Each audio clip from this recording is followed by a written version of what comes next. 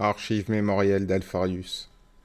Selon un antique proverbe de Terra à l'origine oubliée, on ne peut pas obtenir une certaine préparation culinaire sans en détruire les ingrédients. Vous vous demandez sans doute pourquoi un des fils de l'empereur comme moi peut être aussi prompt à tuer un de ses gardes élus.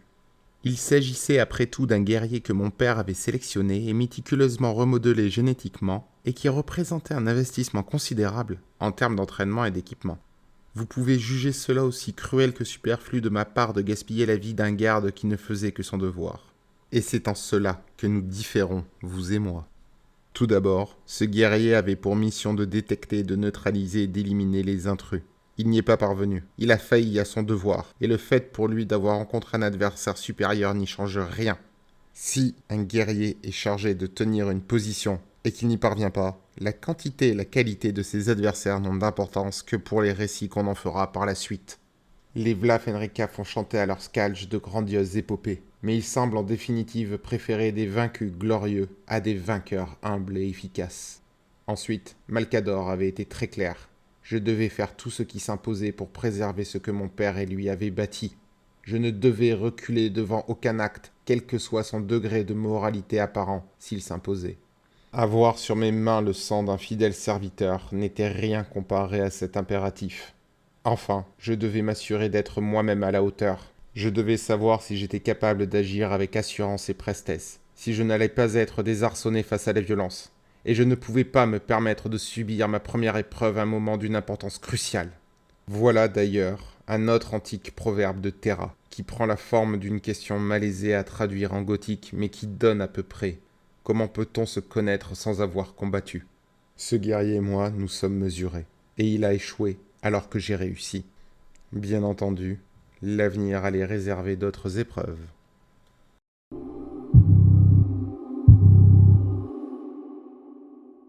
La tromperie dorée. J'en savais long sur les mesures de sécurité du palais impérial, mais je ne devais pas me baser uniquement sur cela, sous peine de réduire la pertinence de mon exercice. Il n'y avait nul défi à relever si je me contentais de pénétrer des défenses que je connaissais. Il s'agissait d'entrer en ne disposant que des informations que je pourrais glaner de l'extérieur. Le palais impérial importait des biens, c'était de notoriété publique. Malgré les efforts de discrétion, on pouvait découvrir que tous les chargements ne comportaient pas explicitement leur destination, en usant judicieusement d'insistance, de subterfuges de corruption et d'intimidation. L'Imperium voulait déjà tout surveiller et tout recenser. J'en déduisis que les cargaisons concernées étaient délibérément destinées à un lieu secret, ce qui, contre-intuitivement, suggérait que les conteneurs a priori destinés à des secteurs sensibles du palais allaient être exposés à moins de regards, à moins d'inspections, donc ils se prêtaient mieux à cacher un passager clandestin. Ainsi en va-t-il des systèmes établis. Une fois qu'on a su s'infiltrer à l'intérieur, on risque bien moins d'être découvert. À Nedela, les frères Sinan transmirent leur chargement à des prestataires locaux. La confusion bureaucratique qui menaçait déjà de devenir un trait dominant de l'Imperium rendait relativement facile de dissimuler l'origine et la nature du fret aux yeux de quiconque n'avait pas la patience de creuser en détail. Même si un chargement venait à être découvert par quelqu'un qui n'était pas censé y avoir accès, il lui serait difficile d'en déterminer la provenance exacte, et les transporteurs chargés de l'acheminer au palais n'auraient pas pu fournir de détails. C'était une autre pièce du puzzle qu'il me fallait trouver avant de lancer mon opération. Je soupçonnais Malcador. C'était bien son genre de noyer les ennemis potentiels sous la paperasse et de rendre les choses plus compliquées que nécessaire dans l'unique but de dissimuler des activités clandestines. Ce fut une fois arrivé à Nedela que je fus tiré de ma transe volontaire et que je repris pleinement conscience. Je me serais réveillé à tout moment en cas de menace, par exemple si le conteneur avait été ouvert, mais cela n'avait pas été nécessaire. J'étais toujours dans les ténèbres, à écouter le bruit étouffé de la circulation et à estimer notre ascension à travers l'Himalaya d'après le temps passé, l'angle du conteneur où je me trouvais et notre cap. Plus on se rapproche du palais impérial, moins il y a d'itinéraires d'accès, et pour moi qui les avais mémorisés, il était facile de déduire par où nous passions. Un virage en épingle à cheveux à flanc de montagne, le son creux que rendait la route au moment de franchir un viaduc, tout cela était autant d'indices suffisants pour quelqu'un comme moi. Je savais donc exactement quand nous approchâmes de l'immense Porto-Lyon, alors inachevé, et quand nous la franchîmes. Le palais impérial était certes bien moins vaste à l'époque, mais il était déjà colossal, et le trafic entrant et sortant était bien trop important pour que l'esprit d'un mortel puisse le superviser. La cargaison dont je faisais partie jouissait d'une accréditation suffisamment élevée pour entrer sans inspection et être amené à destination sans contrôle. Les systèmes établis, voyez-vous. Les conteneurs furent déchargés par un élévateur à mort magnétique, car ils étaient bien trop massifs pour des serviteurs même lourdement augmentés. J'entendis résonner les morts quand ils enserrèrent mon conteneur, avant que celui-ci soit soulevé puis déposé avec un son un peu ordinaire. Ensuite, le sol descendit sous moi. Je m'enfonçai dans le dédale de catacombes et de salles creusées dans les soubassements rocheux du palais impérial. Il y avait de toute évidence des entrées d'ascenseurs cachées dans cette véritable ville, pour introduire les munitions pour l'Astartes à l'abri des regards indiscrets. Autant de points faibles dont il faudrait se soucier en temps utile.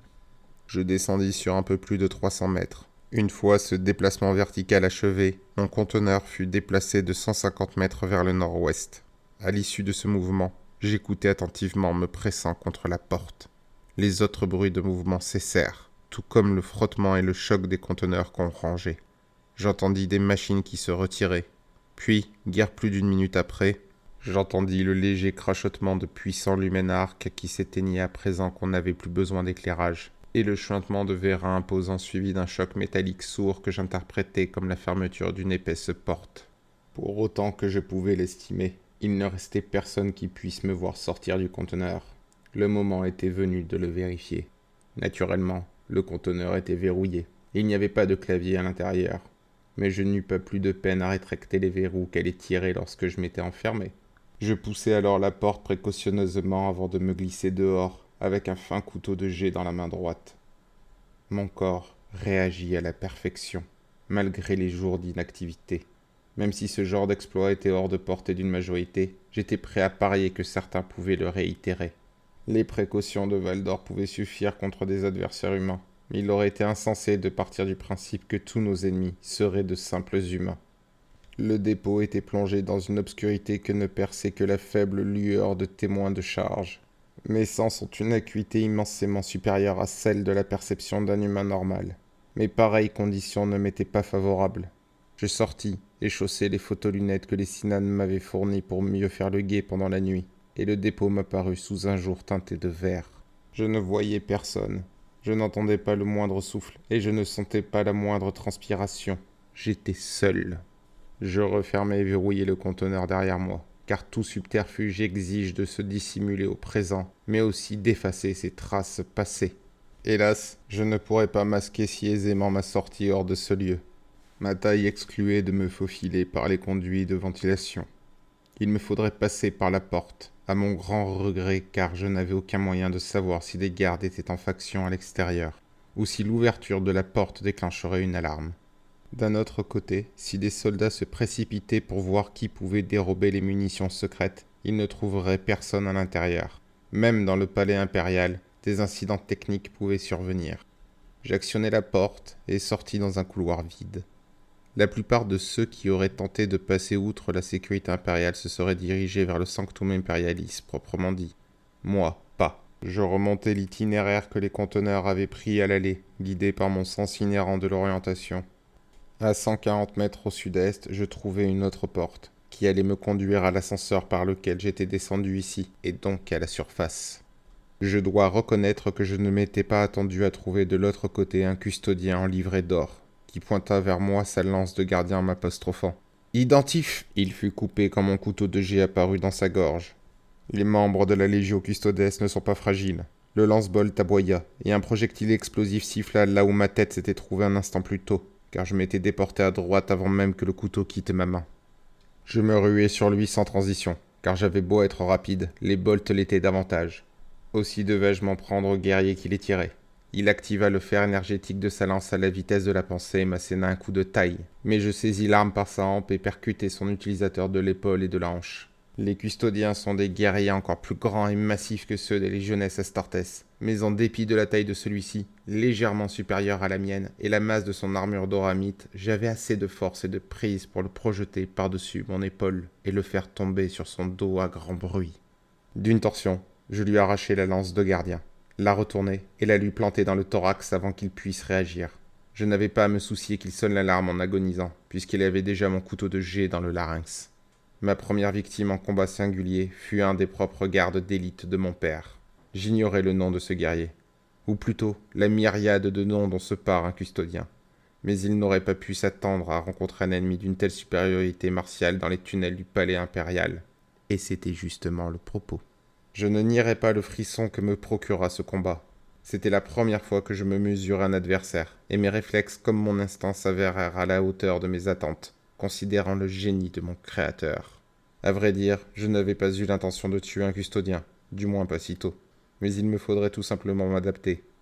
J'avais eu pour intention de regagner le palais impérial pour me mêler aux requérants, et devenir un parmi tant d'autres. Or, le cadavre à mes pieds suggérait une autre possibilité. Le custodien était très proche de moi par la taille. Je pouvais devenir un parmi pas tant d'autres, mais moins susceptible d'être inquiété. Les systèmes établis, une fois encore.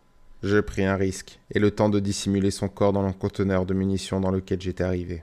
Après lui avoir retiré son armure, je réparai à la hâte la fracture du pectoral à l'aide du ciment que je trouvais parmi ses effets. Je revêtis l'armure, et je gagnai la surface comme je l'avais initialement prévu, en dépassant les serviteurs postés sur place. Je pourrais toujours abandonner ce déguisement en faveur de celui que j'avais envisagé d'abord. En attendant, celui-ci m'offrait davantage d'options. Souplesse et redondance multiples, telle était la clé. Une approche plus rigide consisterait soit à éviter tous les obstacles, soit à les franchir par la force brute, en restant focalisé sur le but. C'était une méthodologie qui peut réussir dans une certaine mesure, mais trop dépendante de conditions et d'un environnement qui daigne demeurer prévisible. Prendre les obstacles tels qu'ils se présentent et s'en servir de marchepied pour accroître ses chances de succès, voilà qui paraissait plus efficace et élégant. J'avais hâte de voir jusqu'où mon approche me mènerait.